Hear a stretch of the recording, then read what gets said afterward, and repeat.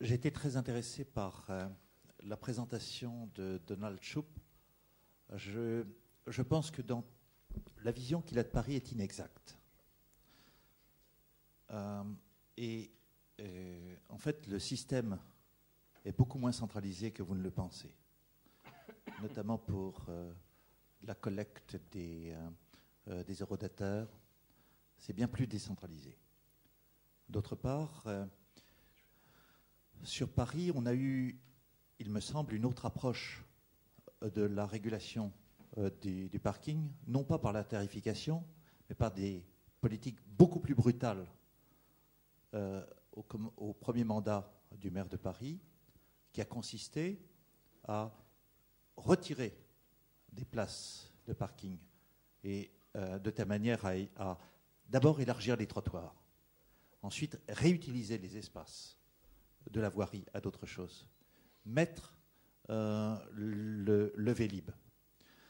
Et ça a été vécu comme un acte très brutal par les utilisateurs du quotidien. Et quand vous parliez de ces petits gestes qui ensuite aboutissent à des changements profonds, je pense que la rupture de la période 2001-2005 a été très forte. Donc la question qui est posée est de savoir si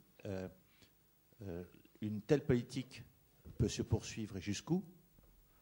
Et j'allais dire qu'il y a, ça me gêne un peu de ces comparaisons entre la France, le Danemark et la Californie, comme ça, brutalement. Je crois qu'il faut quand même revenir à l'héritage de notre société, et notamment l'héritage de nos formes urbaines. On a quand même, en France, des densités et des mixités d'usage de la ville qui sont bien supérieures à celles qu'on peut trouver, par exemple, aux États-Unis. Et on a, au Danemark, me semble-t-il, et parce que j'ai analysé à un certain moment l'organisation de la ville de Copenhague avec le fameux plan Gand, on a eu quand même un lien entre les infrastructures de transport collectif et la ville, des effets qui ont accompagné finalement les politiques d'usage de la voiture avec cette fameuse taxation 1 pour 3, c'est vrai. Ce qui me semble le plus important dans le cas du Danemark, de nos politiques, c'est ensuite de nos villes, c'est la continuité dans les politiques choisies.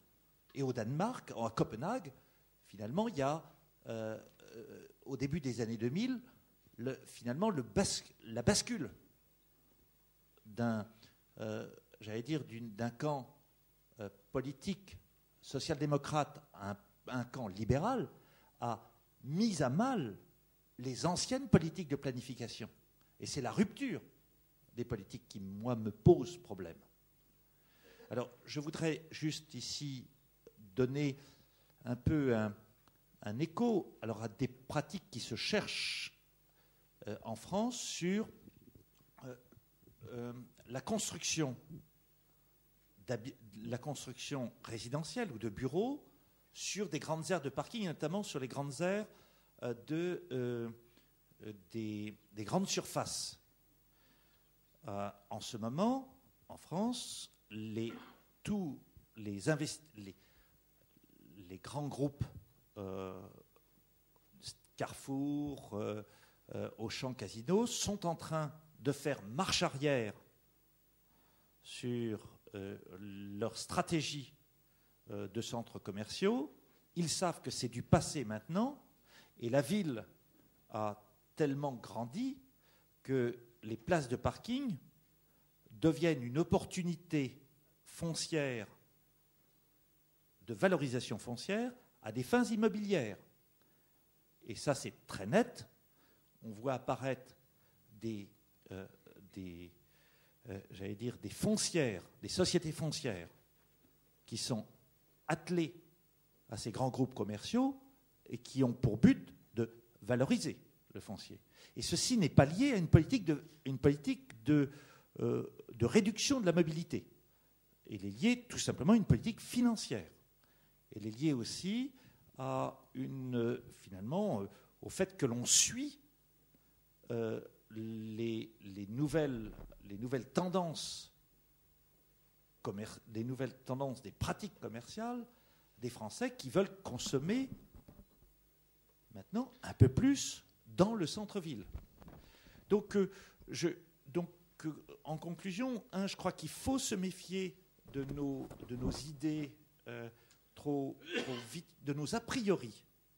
Deuxièmement, je crois qu'il faut impérativement que l'on aborde la question de la voiture à partir de la forme urbaine et de la pratique que l'on a des espaces. Et on voit apparaître des stratégies.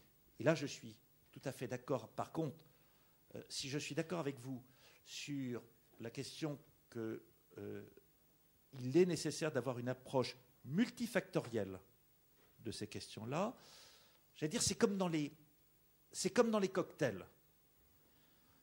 Certains cocktails, vous mettez plus de vodka, plus de Schweppes, et à d'autres, vous allez prendre d'autres produits. Bien, voilà, on pratique le cocktail d'une manière différente. Et là, la question, c'est pas de savoir si l'ivresse est la meilleure d'un côté à un autre de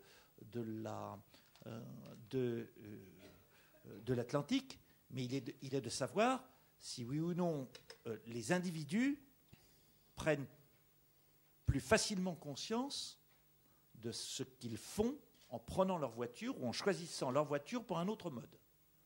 Et là, il y a des pratiques différentes. Très bien, merci.